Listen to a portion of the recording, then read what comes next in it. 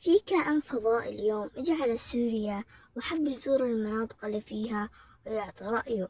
إذا حابب تعرف مين هو كمل الفيديو. السلام عليكم ورحمة الله وبركاته، كيفكم؟ إن شاء الله تكونون بخير.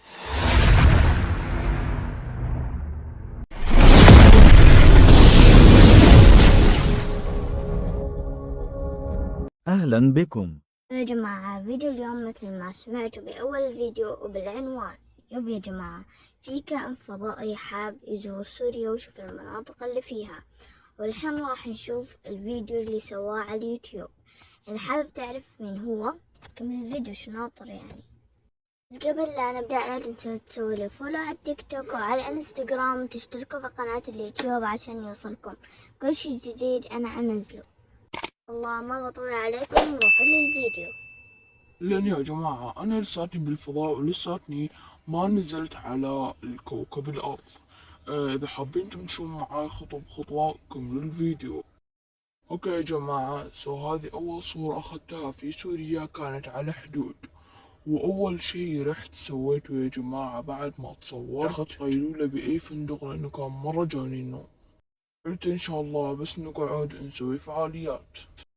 يا جماعة صحيت من النوم وأول شي رحتو يا جماعة فكنت أتمشى في شوارع سوريا. فجأة لقيت وردة من وردات الشام فشميتها وطلعت ريحتها بتخزي. أنا متأكد إن في قنفذ طبعا يعني ناقز عليه. المهم يا جماعة بعدين صورت صورة تذكارية قبل لا أحجز تذكرة على أمريكا وأروح على أخواني الفضائيين.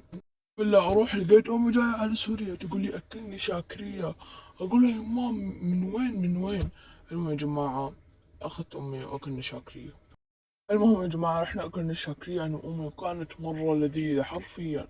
بس أمي الله يهديها ما أعطتني غير لحمة واحدة. لو تشوفون صحني ما في شاكرية بس في رز، وهي أخذت الشاكرية أكلتها كلها صحة وهنا يعني.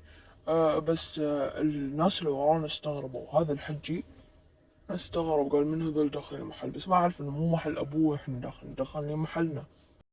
ما أكيد قبل لا أروح من سوريا لازم أسوي حركتي الشهيرة على بشار الأسد. بعدين الحين بنروح على البحر، بعدين بنروح نحجز تذكرة ونروح على أخواننا اللي في أمريكا. هذا على بشار الأسد. يا جماعة بعدين رحت الشاطئ، لا حد يسأل عن أمي لأني دفنتها أكلت كل الشاكرية.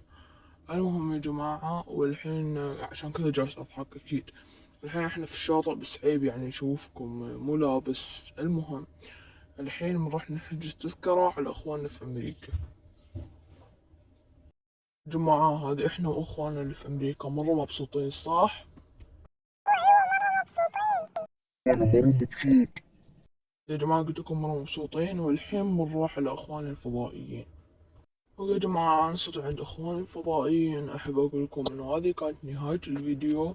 الحين بروح الأوتيل وبنام. يا جماعة أنا الحين في الأوتيل نايم وتصبحون على خير.